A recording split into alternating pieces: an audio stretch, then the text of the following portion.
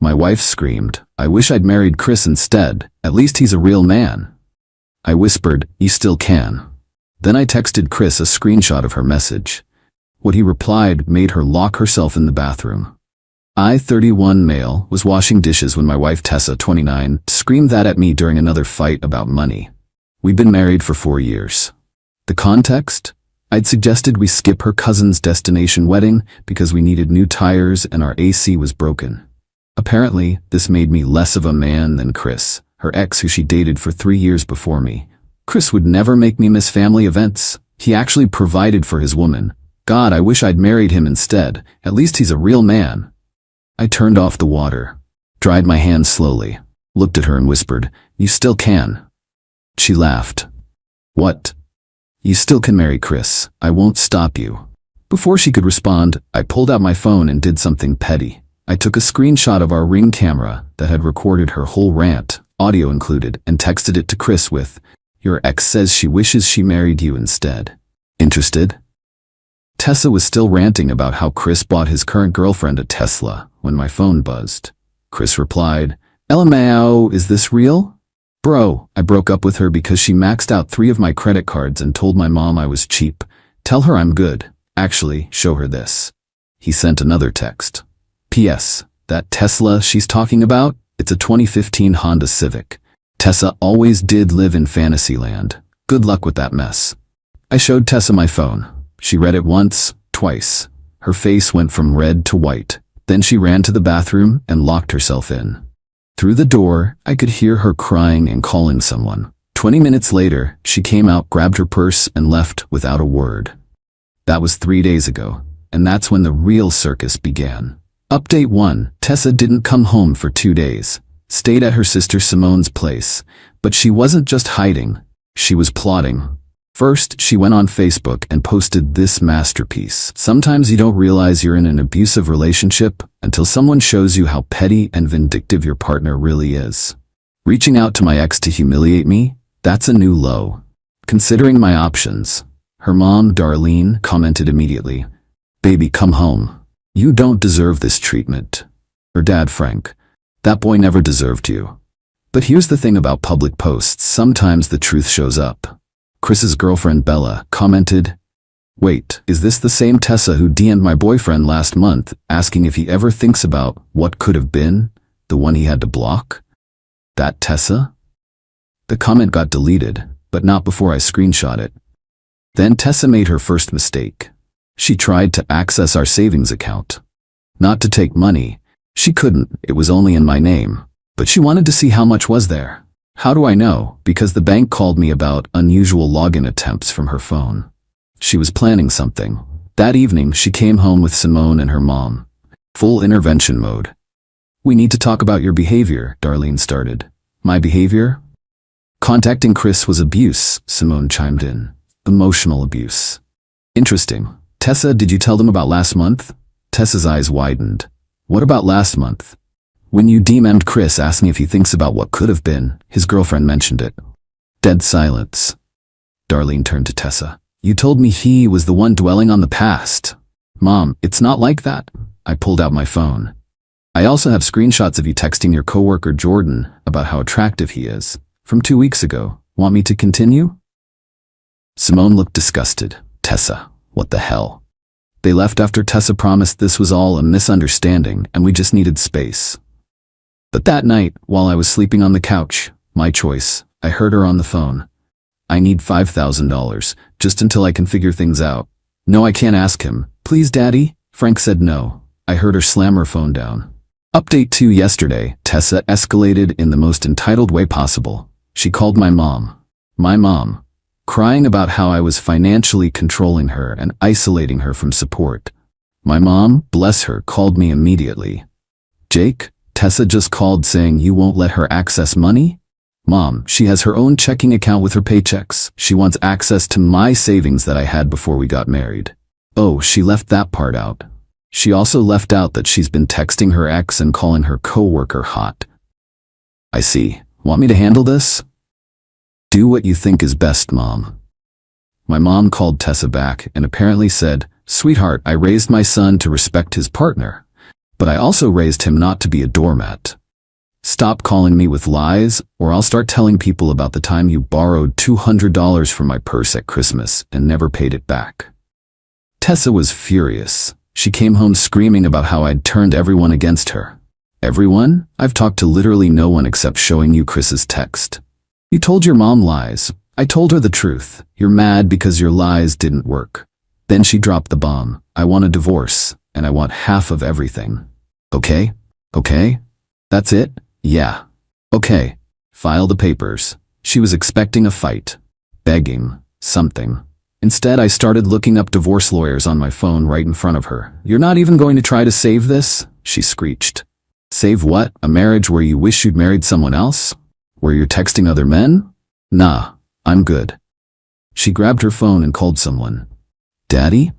He's giving up on us. He's not even fighting for our marriage. I could hear Frank sigh through the phone. Tessa, you literally told him you wished you'd married someone else. But he's supposed to fight for me. Why? So you can keep treating him like garbage? No, sweetheart, you made this bed. She hung up on her own father. Update 3. Tessa tried to play the victim card hard this week. First, she posted on Instagram that she was going through a difficult time and needed support and prayers. She set up a Venmo with the caption, "Rebuilding after betrayal." Someone sent her $20. It was Chris. With the note, "For therapy, you need it." She blocked him everywhere and had a meltdown. Then came the workplace drama. We work at different companies, but apparently, she'd been telling her coworkers I was abusive and controlling. One of them, Destiny, reached out to me on LinkedIn of all places. Hey Jake, I don't know you, but I work with Tessa. She's been saying some concerning things and asking people to loan her money for a escape fund.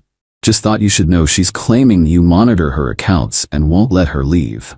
But then she showed up yesterday in a new Michael Kors bag, so something doesn't add up. A new bag, while claiming she needed money to escape. I thanked Destiny and forwarded the message to my lawyer. That afternoon, Tessa's coworker Jordan, yes, the hot one, showed up at our apartment. Bro, we need to talk. We really don't. Your wife is telling everyone at work that you're dangerous. She asked me to let her stay at my place. I laughed. And my girlfriend is pregnant and pissed. Tessa knew that. She's trying to cause problems because I rejected her last month. You rejected her? Yeah, she came on to me at the office happy hour. I shut it down. Now she's trying to blow up my relationship. I asked if he'd be willing to tell this to a lawyer. He said absolutely. That evening, Tessa came home with shopping bags. Plural. Retail therapy? I asked. I deserve nice things after what you've put me through. What I've put you through? You mean showing your ex what you said about him? You humiliated me. You humiliated yourself. I just provided evidence. She threw a shoe at me, missed, hit the TV, cracked the screen. That's coming out of your half, I said calmly. She screamed and stomped to the bedroom. Update 4. The lawyer meetings started. Tessa hired Lawrence, who apparently was the best divorce attorney in town according to her Google search. My lawyer, Denise? She actually laughed when she heard who Tessa hired. Lawrence? He's good at billing, not so good at winning when his client has no case. We met for mediation. Tessa showed up in a full designer outfit, new jewelry, fresh mani-pedi, while claiming she needed alimony because she couldn't maintain her lifestyle without me.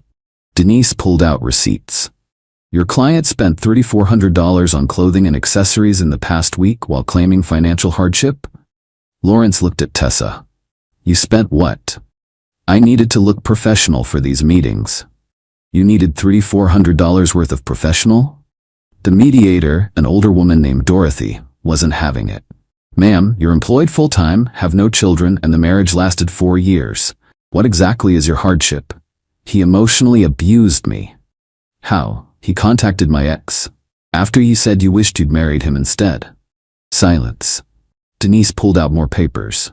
We also have statements from Jordan Martinez and Destiny Williams regarding your advances toward Mr. Martinez and your false claims about my client. Tessa turned white. How did you? They came forward voluntarily. Apparently, you've been causing problems at their workplace. Lawrence asked for a recess. I could hear him outside. You hit on someone at work and lied about abuse? Do you understand how this looks? When they came back, Lawrence said they'd consider a clean split. No alimony, each keeps their own accounts and debts. No, Tessa said. I deserve compensation for my pain and suffering. Dorothy actually snorted. Pain and suffering? Ma'am, this is a no-fault divorce state, and even if it wasn't, you're the one who said you wanted someone else. We left without an agreement. Update 5. Tessa's entitlement reached peak levels this week. She decided if she couldn't get money from me legally, she'd try other methods. She started selling our stuff on Facebook Marketplace, except it wasn't ours. It was mine. My gaming console, my guitar, my signed baseball collection, all posted for sale. One problem, I work from home Fridays. I caught her loading my guitar into some dude's truck. That's theft, Tessa. It's communal property. I bought it 5 years before we met. I have the receipt.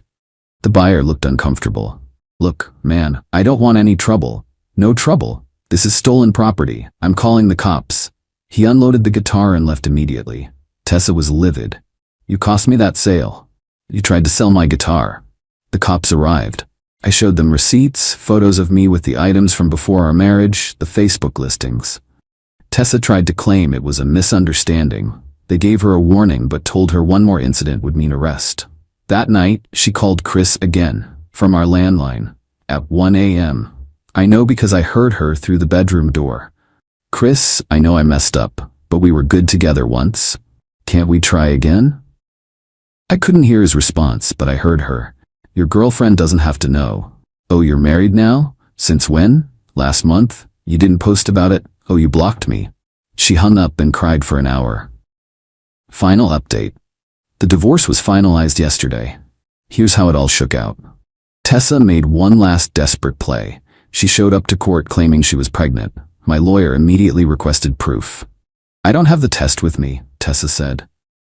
The judge, who was already over this case, ordered a recess for her to get proof. She came back with a pregnancy test that she tried to take in the courthouse bathroom. It was negative. Your Honor, my client appears to be having an emotional breakdown, Lawrence said, looking exhausted. The judge wasn't sympathetic. Miss Wilson, you've wasted this court's time with false claims, attempted theft, and now a phantom pregnancy. Here's my ruling. Clean split. Each party keeps their premarital assets and their own debts. Given Miss Wilson's behavior, she will pay Mr. Wilson $1,200 for the damaged television and attempted theft of his property. What? I have to pay him? You're lucky he's not pressing criminal charges. Any objection to this ruling, Counselor? Lawrence shook his head. No, Your Honor. Outside the courthouse, Tessa had her final meltdown, in front of everyone. You ruined my life. I gave you the best years of my life. 4 years, Tessa, and you spent them wishing you were with someone else. Darlene tried to calm her down. Honey, let's just go. No, he needs to know what he's losing. I know exactly what I'm losing. Someone who called me not a real man, who hit on her coworker, who lied about abuse, and who tried to steal my stuff. I'm devastated. Even Frank looked done. Tessa, enough. You did this. The best part? Jordan and Destiny were there as witnesses. Jordan's pregnant girlfriend was with him. She walked up to Tessa. You tried to ruin my relationship because my man rejected you. You're pathetic.